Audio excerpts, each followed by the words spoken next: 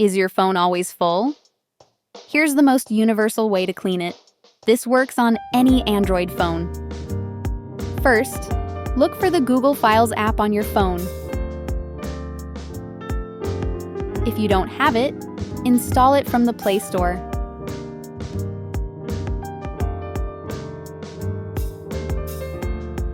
If you already have it, just open it.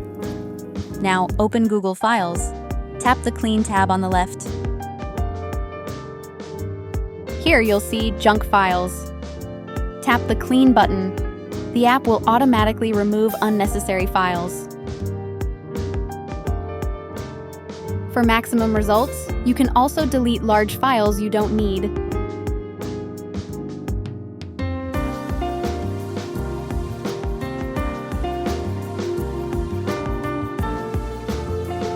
Or uninstall apps you rarely use.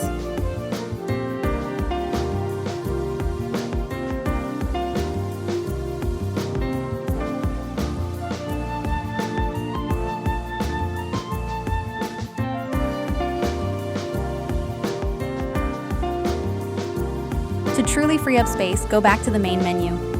Open the Trash folder. Then tap Permanently Delete.